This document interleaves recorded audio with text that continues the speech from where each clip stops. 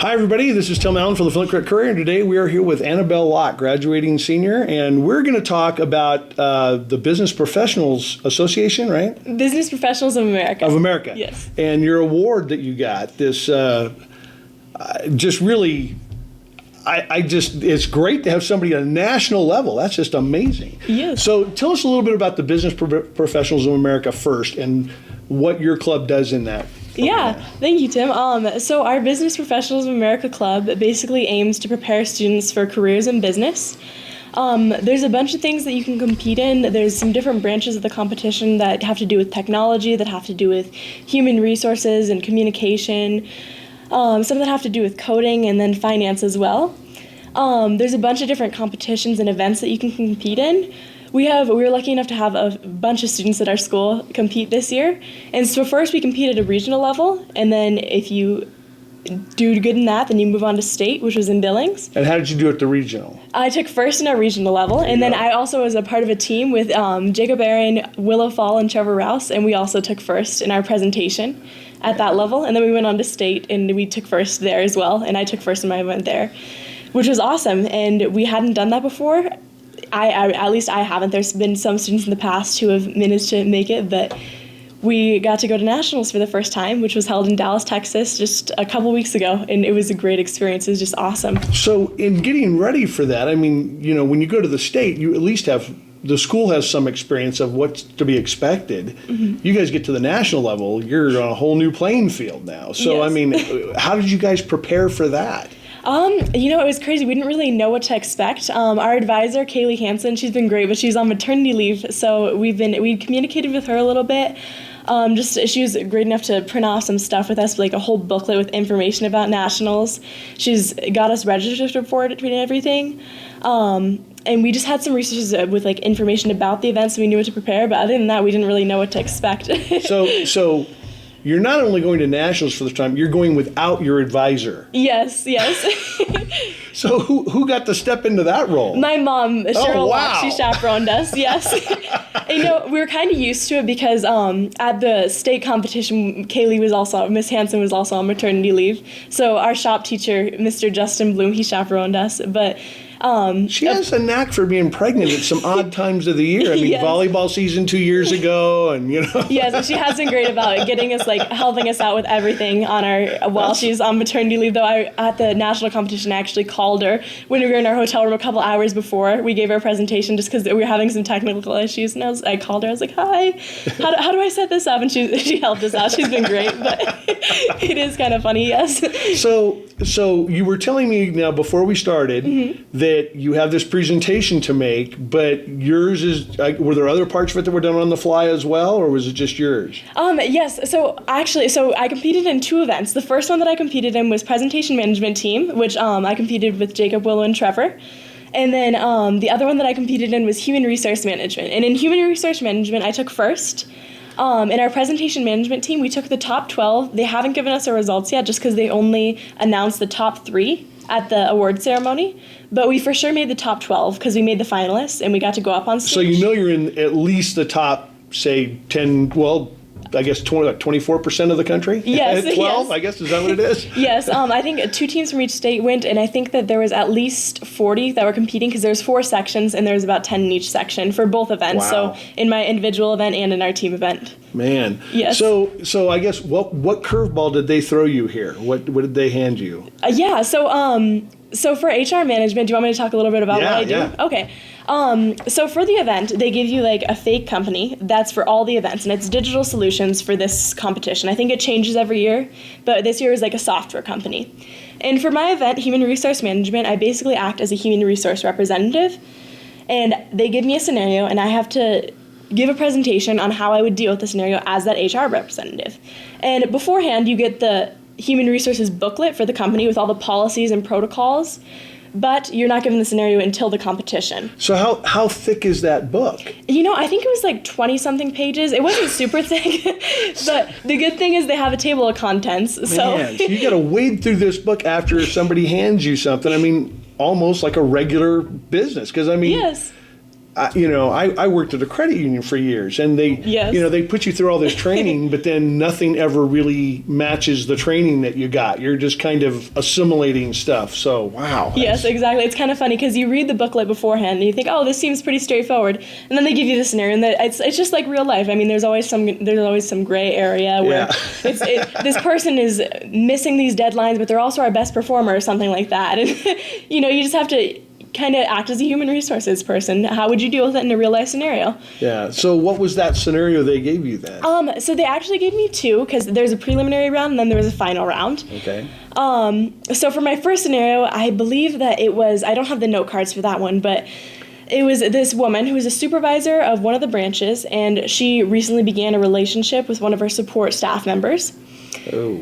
Yes, and in the booklet, there's nothing that specifically prohibits in our company policy against dating, but some of the customers and the workers have complained that she's been favoring him. And then at the company Christmas party, they also got verbally offensive towards one another. And lover's spat. Yes. This is great. Yes, it is kind of interesting. I read it, I was like, oh, it's kind of dramatic. They got into some argument at the company Christmas party, and then some of her coworkers complained about that, and they also complained that she was giving him unfair treatment on the policy reviews. So she's favoring him on the policy reviews on his performance reviews, right? Yes, on his performance reviews and but at the Christmas party they go down each other's throats. Yeah. So they're in a dramatic relationship. But anyways, so I got that scenario. That's pretty much all they give you. It's like a paragraph or something, and then of course there's like the rules. There's like you have 20 minutes, you have 3 note cards. So they gave me 3 note cards. They actually gave me 4. They messed up, and then I had to put one away before I went back into the room. But it worked out because I practiced it to the point where I guess I haven't practiced it to the point, but I've done it enough at the competitions to the point where I usually just give it off of one of my note cards anyways. I kind of summarize it at the end.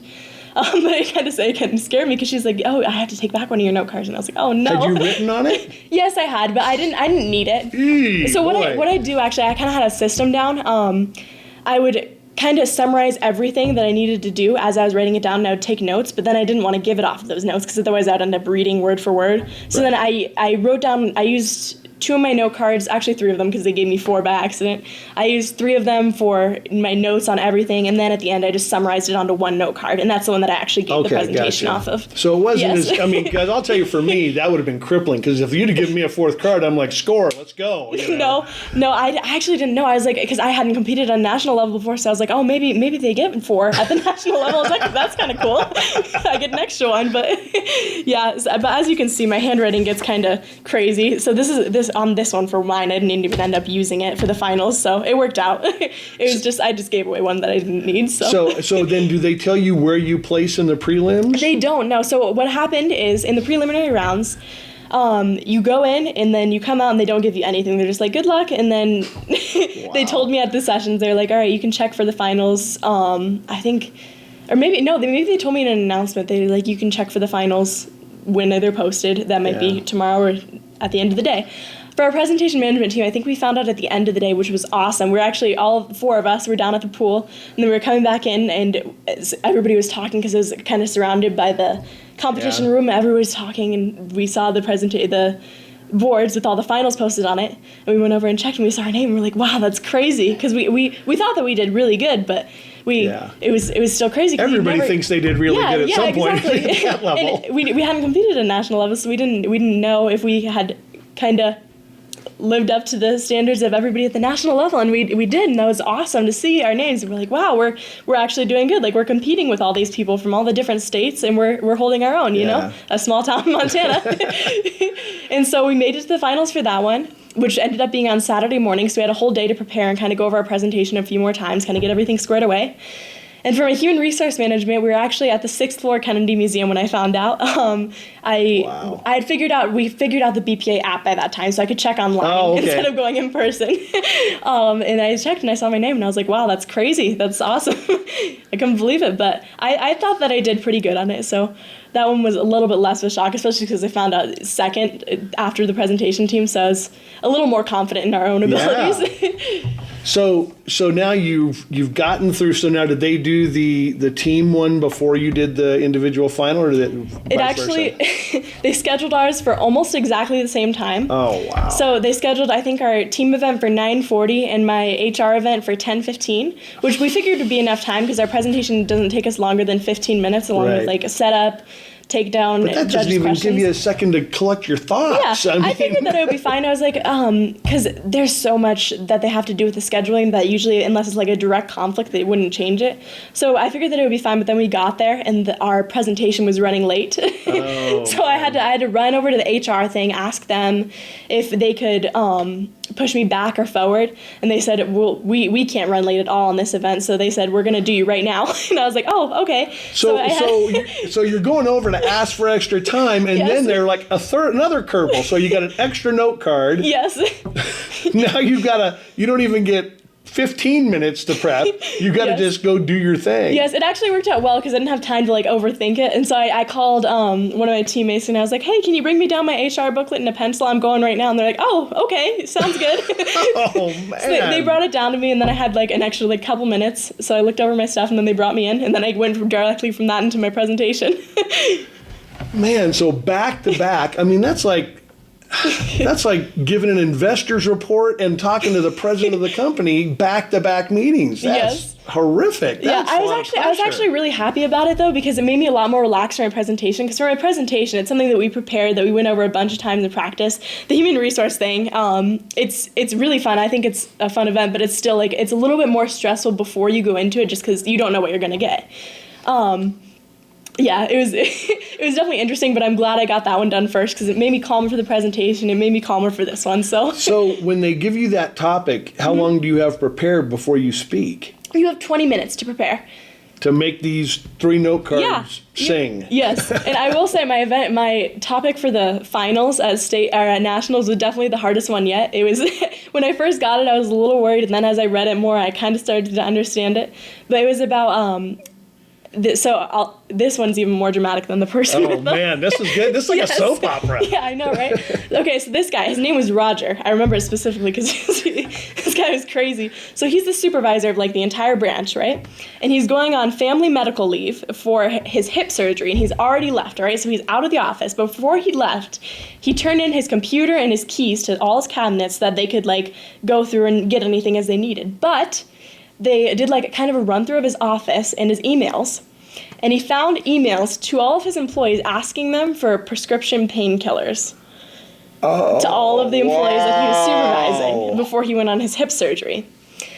And they don't have any official records of the employees getting him the painkillers, but they did find painkillers in his closet of his office with his employees' names on them. Oh, wow. And then there's more. Oh, wow. After they find out all this, the accounting company did an audit, or the accounting branch of the company did an audit on him, and they found that he was faking commissions and faking things to his friends and family so that he could get extra money to give his employees so he could buy the drugs. Oh my God. But at the time, he was on job-protected FMLA leave, and he was gone, basically. So. Oh my gosh. Yeah, it was crazy. So now, can you give us the solution that you gave them? Yeah, so I had to. These are my note cards that I used for it. I had to write it out for a while to kind of get it I to can imagine. a point where I had a good solution because I didn't even know where to begin. Because first of all, he was on the job protected leave. He was a supervisor. What do I do with all his employees? Because he's acted like all of his employees for drugs. So anyways, I kind of started with how I went through the HR booklet. To start, I usually go through the table of contents and I like star everything that could have to do with it so I know what pages to go to. Sure. And I was like kind of frantically flipping through because I was trying to find the drug policy, the policy for medical leave, all that kind of thing. So basically what I came up with is our company, Digital Solutions, has a policy, I forget what it's called. It's at-will employment policy. Okay. So basically, we're not in a contract with any of our employees. They're free to leave whenever they want. We're free to leave them. So you don't have to give a 2-week notice. You have to go through all that. So I said, I wasn't sure if this was actually correct at the time, but it was all I could find in the booklet, because the booklet, you think it's specific until you get the scenario, and then it's never specific enough. So I said that because we have an at-will employment contract with Roger, then we are free to terminate him even though he's on FMLA leave, because we're not in a contract where we have to. And that was the solution? And there's way more. Okay, I was going to say, that seemed awful simple for all that drama. No, we get 3 to 5 minutes for our presentation, and I think he used all but like 10 seconds of and was Roger involved with the girl at the Christmas party? Oh, no, I think Sorry, that was the girl he was dating. No, it all accumulated. No. So then I said that we would call in all the employees whose names were on the drugs. We'd kind of ask them, my thing is, for all my scenarios that I'm given.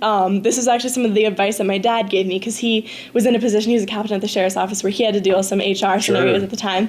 He said, if HR is always about, you always have to make sure everybody's comfortable, ask if they're okay, that kind of thing. So I said, in all my scenarios that I was given at regionals and state and nationals, I said whenever I called everybody in, I'd make sure that they were okay, in a good mental state to talk, and I'd ensure that they didn't feel threatened, so that we can have an open discussion where they don't feel threatened at all, and there doesn't get defensive, and that they can be open and honest with me. And so I talked about that. I said we'd call the employees in, kind of make sure that they're doing okay, talk to them about it, see if we can get to the bottom of what actually happened. And then it was a whole complicated solution. I said that Roger would be fired because he's the supervisor, he carries the weight of this, he should be setting a good example. And then I said for the employees, I said that depending on how involved they were, I said we wouldn't end up firing them. We'd give them all written warnings or suspension without pay. And I said that this is because there's a chance that because Roger was in a supervisor position that they felt kind of coerced into giving him the drugs. Like he could have potentially threatened them and said, hey, if you want a good performance review, I need these painkillers. And then let's see, I don't even remember what else I said. Something about that we need to check in with the employees after 2 weeks. Oh, that's what I said. So there's rehab programs and educational programs that we offer at our company. So I said that all the employees that were involved, we'd force them to either go through an educational or rehab, depending on if they're on the drugs themselves. And so basically I had to go through the whole drug policy thing, all the disciplinary actions. And then once I got through that, I said that I would talk to the director of the company and recommend that we do kind of drug education at our branches and that kind of thing, and some lessons about how if your supervisor is asking you for things, you don't have to say yes, and kind of how to say no and how to get a safe option out of it. And then I said that after a few weeks, we'd check in with the employees, make sure they're all doing okay, make sure that they don't need any additional therapy or education or rehab. So it was definitely a long solution, but it worked out. Having done some stuff like this, and nothing quite as extensive as that, I can tell you that I think my estimation would be you probably won because you didn't just solve the problem, and that you went beyond it with the education and checking up on people. Oh, thank you. I think that's the thoughtfulness that a lot of people lose, is they just, look, we got to get this problem solved, we're going to get it, we don't want to talk to a newspaper, nobody goes to a newspaper or a radio station, none of that stuff. Yeah. And they don't ever think about how do we stop this from happening again, other than just making a rule and putting it up in big red letters somewhere. Yes. By saying, because that education thing is huge. It's absolutely huge that people know that. You have no idea how close you are to probably getting a certificate in crucial conversations, if you've ever heard of that. I haven't. No. Yeah, what is it? It's a big corporate thing. Oh. It's about how to talk to people without setting them off and getting into an argument kind of thing. My dad told me a lot of it, because I told him before I went into my regional competition, I told him the event that I was competing in, and he told me all about it. He's like, oh, HR, you gotta make sure that everybody's okay, you gotta make sure they're comfortable. And I was like, and so I incorporated that into all my scenarios. And certainly, from talking to your dad and knowing that he was in law enforcement, you have to be able to have those conversations without setting somebody on edge, because somebody may be carrying a weapon. Yes, exactly. So yes. So now, you've had a pretty good run here, 4 years. I remember was it your freshman year or your sophomore year you blew a knee? No. No, there was somebody else I'm thinking of. That I think you're maybe Macy Williams or Sydney Phillips. I'm not sure. Over in Drummond, or no, there was somebody here who I thought it was you. You were taking stats because your knee was hurt or something. No, But you've been involved in so much here. I mean, Yes. kind of looking back on your 4 years, what do you kind of take away from these 4 years? Oh man, I'm really proud of all that I've contributed to the community. I feel very accomplished with what I've done, and I think that definitely community contributions are important. And it's important to be an active participant in the community, and yeah. Let me add to that. I had it made aware to me that you were the DOI Task Force student representative here. Yes, I am. Yes. And so that you not only scheduled speakers for here, but you also did it for Drummond. Is that accurate? Yes. So actually, back in, I think it was maybe January or December, I set up for a speaker, Miss Caitlin Lester. She was great. She came into the schools here in Drummond. She spoke to the students and she gave her story. She was a victim of a DUI crash. Sorry. Yeah. And she gave her story, and it was really moving to a lot of the students. And I think it had a good effect. And yeah, it was awesome. I had to find somebody. That was probably the most difficult part, was finding somebody. Just because Montana's it's a big state, but it's a small state. I had to look into like a few organizations, and then I looked at LinkedIn, and that's how I found her actually. And I reached out to her, and she lives down in Hamilton, but she's done some stuff for the Raleigh County DUI Task Force. So I reached out to her and asked if she'd be interested in coming down. She said, if you pay me for the travel, then yeah, of course. So if there's something, I mean, clearly winning a national championship is pretty darn cool and something very memorable. Is there a moment from being a student here at Granite for 4 years and even longer than that you will kind of take away from here as kind of that seminal moment of being a prospector? Oh gosh, academically, athletically, anything. I don't know. I'd have to think about that for a second. There's a ton that I've been involved in, and I really appreciated all of it. I enjoyed all of it. Everything with volleyball, honestly, BPA, yearbook, everything has kind of just been amazing, and I've been able to participate a lot and be involved in a lot of activities, and I'm really happy that I got those opportunities. I think that being a part of a small town has enabled me to engage in our community a lot, and I'm really happy with that. Cool. My activities section when I do college applications, I just have a document that I just copy and paste everything off of because I don't want to rewrite Smart girl, it every that's time. how you do it. Yes, but it's long. I mean, there's a ton that I've done. I've written for the paper. I've worked at the bakery for a few years now. Let's see, I volunteered at the cat shelter for a year and 2 months. This week was my last week just because I'm going places this summer for college and everything, so I don't have time to go every single week, but there's just been a ton that I've been involved in. I don't know if I can pick a single moment. Well, I have to tell you, for me, you and I have, for whatever reason, kept coming into contact over the 4 years.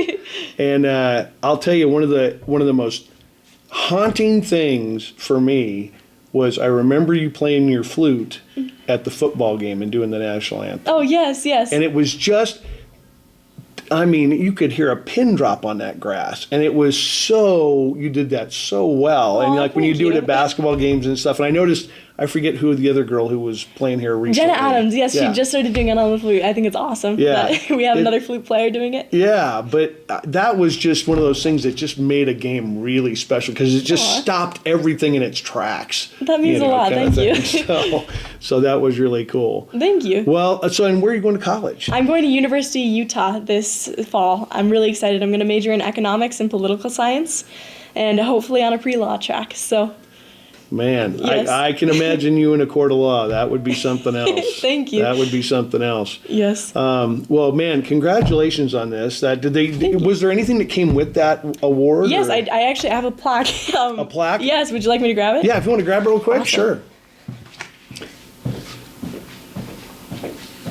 And then for our presentation, they're giving us a certificate when they actually tell us what we placed, but that's coming in the mail, and it's coming from Dallas, so hopefully that'll be coming soon. It's kind of funny, at the awards ceremony, they have all the finalists, so 12 people lined up on stage. And let's turn it this way just a little bit so they can see it. So they have 12 people lined up on stage, and they kind of announce like third, second, and first place. So the mic was so loud that it was echoing, and I couldn't quite hear it. So they announced third place first, and then second, and then first. And I after I heard third place and second, I was kind of just sitting there. I was like, huh, because I originally thought I was like, if I place, I might get like maybe third or second, and I hoped I would get first, but I wasn't sure. I wasn't sure how competitive it was because I hadn't done anything at a national level before. And then they announced my name, but I couldn't quite hear it because it echoed so much. And then they say your full name and where you're from. And so at the very end, I thought I heard Montana, and I was like, there's no way anybody. I was like, that might be me. And so I go, did he say Granite High School? And he goes, yeah, Granite High School. And I was like, oh, that's me. I go up there, and it's funny. My mom has a video of the awards ceremony, and you can kind of see me talking to the guy who's handing out the awards. I'm like, did he say my name? And he go, are you from Granite High School? Yeah. And he's like, oh, Now, that's me. was there any kind of scholarship or anything came with it? There's no or nothing? scholarship that comes with it, but I did get a plaque. So Hey, that's yes. There aren't many people who get to say that, and, Yes. and that's going to be impressive to a lot of people. You know, this is one of those things I always used to tell students when I was younger, and I was, I had been out of high school a while, but this is the last great do-over, because after you get into your college, they reset the numbers, and this is the last time that, no one will care about the high school stuff as much once you start going into college. But Yes. I have no doubt you're going to do great in college. Oh, thank you. That means a lot. Yeah. So we hope to see you around here, during summers and breaks and all that kind of stuff. And yes. I'm gonna miss getting accurate stats. Thanks. Yeah. I'm gonna miss accurate stats from basketball. I'll tell you that. Yeah. I did send you those a lot this year, didn't I? Oh yeah, and in doing stuff for the Phillipsburg Mail, you took some for us too, and that was a big help and stuff. So yes. So well, congratulations, Anna. We Thank really you so appreciate much. it, and good luck in college and stuff. Yeah, I appreciate all you've done for us, broadcasting our games and everything for the past 4 years. It's been awesome. Wow, thanks. All right, so that'll do it. Annabelle Locke in first place at the Business Professionals of America competition here a few weeks ago. A great accomplishment. So for the Flint Courier, this has been Tim Allen.